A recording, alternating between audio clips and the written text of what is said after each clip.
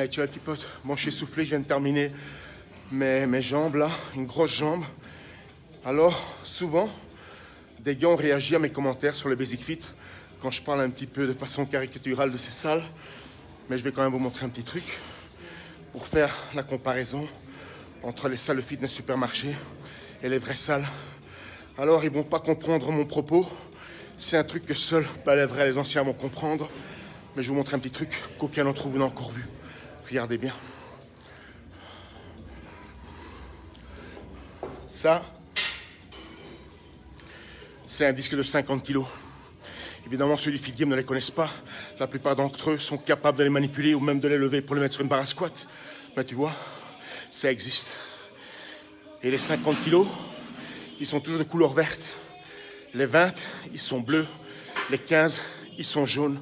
Et ça, il y a que les vrais qui savent. Vous allez rigoler et dire à quoi ça sert. Bah, c'est très simple. Quand tu reconnais les couleurs des disques, tu sais combien sur une barre. Je vous donne un exemple concret. Il y a quelques jours, il y a un gars qui me contacte en me disant « Voilà, j'ai fait une vidéo pour le fameux concours développement militaire. Je te la montre. Mets-la en ligne. » Je la regarde. Qu'est-ce que je vois? Ben, une barre de type Décathlon. Des disques de type Décathlon.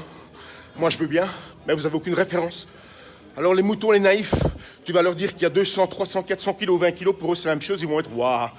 Mais les connaisseurs, et ceux qui connaissent très bien, ils vont dire « Nous, on veut bien. Il n'y a pas de référence. On ne sait pas combien il y a sur la barre. » C'est comme ça, les petits potes. Je remonte une dernière fois. Voilà. Un disque de 50 kg, les petits potes.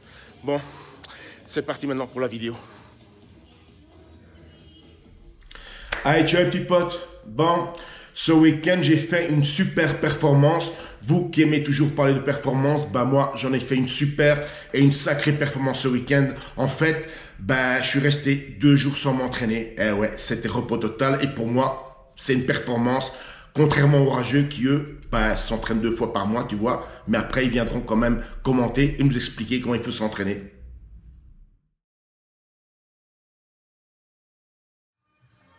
Non, non, c'était pas pectoraux, mais plutôt... Eh ouais, jambes, les petits potes. Et n'oubliez pas que c'est des collants noirs, donc, ben, ça amincit. Ben ouais.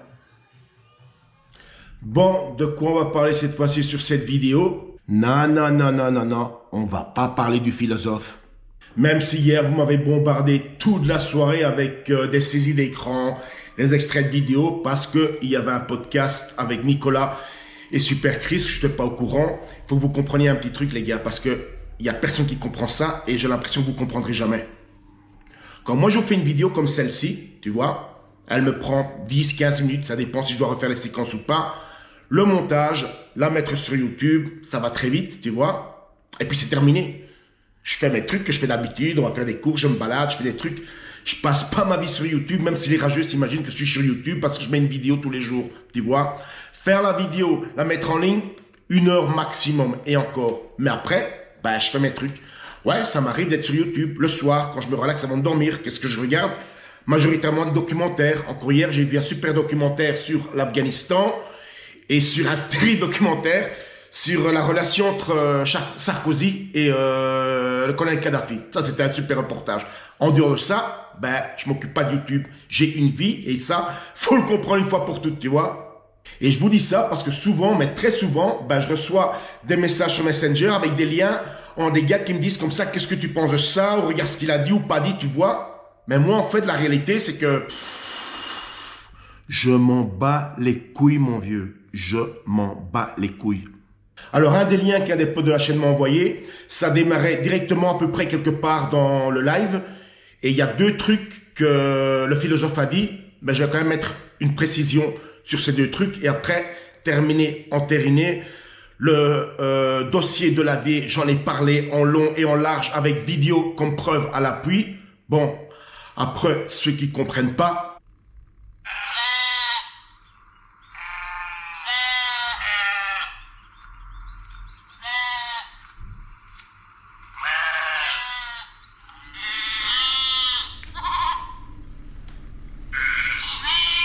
ouais, je remets juste une couche. Bon, un truc qu'il a dit le philosophe, en parlant de moi, en coachant des gens, il dit un truc dans le style, J'espère qu'il ne met pas sous anabolisant. Allô? Allô? Ici la Terre? Allô? Ici la Terre de la Vie World? Allô? Ici la Terre? Oh, de la Vie! Tu descends? Hein? Pourquoi faire? Bah, c'est ton destin! Eh, le philosophe en carton, tu t'es de nouveau fait un film dans ta tête? Non, mais tu m'as pris pour un Français, là. Déjà que tu as créé des machines de bodybuilding. Bon, bah, je vais de nouveau te rappeler un petit truc, hein, et dire une chose, une affirmation, au sens propre, aussi propre que mes mouvements, tu vois. Dans ton placard de la cuisine, à Youla, tu vois, tu avais plus d'anabolisants en termes de variété et de milligrammes que je n'en ai eu moi dans ma vie chez moi. Et je pèse mes mots, tu vois. En fait, c'est l'histoire du gars qui vous dit « Ah, mais moi, je bois jamais d'alcool, tu vois. » Et un beau jour, tu débarques chez lui et tu vois le frigo plein de bière. Va chercher l'erreur. Faut arrêter l'hypocrisie, hein. Autant le philosophe que tous les autres du feed game. Arrêtez l'hypocrisie une fois pour toutes, hein. Bon, et petits potes, cette fois-ci, c'est parti pour la vidéo. Alors, il y a 2-3 semaines de ça, il y a Pierre Woodman qui m'appelle un soir et qui me dit « Albert, j'ai besoin de toi demain.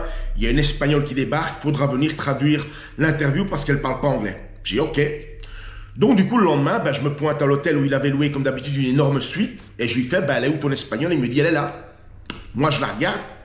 Je la regarde bien. Je fais, bon, il y a un truc bizarroïde.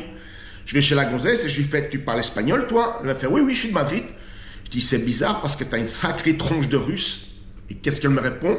En fait, je suis d'origine russe, de Moscou, mais je me suis fait adopter quand j'étais petite avec ma sœur par un couple de médecins madrilènes. Tu vois? Bon. Malheureusement pour vous les petits potes, c'est pas d'elle qu'on va parler, mais plutôt de son copain, qui s'appelle comme moi, Alberto, même qu'on a la même date de naissance. Bon, dans les jours qui suivent, il y a de nouveau Pierre qui m'appelle une journée, il me dit, tiens Albert, tu peux pas les amener là et là, et j'ai besoin de faire des trucs, j'ai pas le temps, mais toi si tu as le temps, j'ai ok, y a pas de problème, hein, je vais les amener, tu vois. Donc on se retrouve avec eux dans ma bagnole, et à un moment donné, Alberto qui me dit, tiens Alberto, tu fais de la salle toi, non? J'ai oui depuis longtemps. Oh putain, parce que ça se voit quand même, t'es énorme, parce que ça aussi, entre parenthèses rapidement, entre me voir en vidéo et en vrai, il y a encore une petite différence, un gros contraste. Bon, ça c'était pas pour me la jouer, c'est pour dire une vérité. Bon, donc il me dit le gars, tu sais, moi j'en ai pris en Espagne, je m'entraînais, j'ai pris énormément. Moi ça m'étonnait parce qu'il a plutôt un physique lambda et pas du tout le physique d'un sportif ou d'un gars qui a fait de la salle, tu vois. Mais bon, il me raconte ça.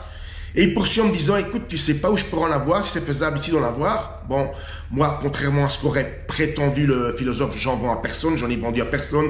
D'ailleurs, souvent, on m'a contacté pour ça sur Messenger et j'ai toujours répondu à peu près, tu te démerdes en France, moi, je peux pas t'aider. Bon, soit. Donc, je lui dis, écoute, si tu veux, t'as qu'à parler à mon pote ici de Budapest, lui, il en a, et si tu veux, tu l'achètes des trucs. Bon, finalement, je les ai fait se rencontrer. Il lui a acheté de la testo et un autre truc, je sais pas ce que c'est. Et puis, il repart en Espagne pour quelques jours. Après, il devait partir à Paris pour travailler et revenir en Hongrie.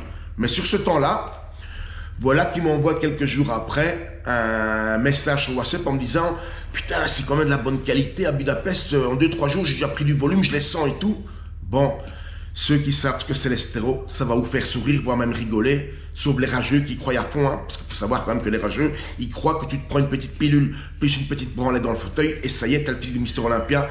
Ça marche pas comme ça. Donc, entre-temps, ils sont rentrés à Budapest, et donc, moi, j'étais curieux, hein. Et j'ai fait, t'es toujours avec la cure, là, que t'as acheté à l'autre? Il fait, ouais.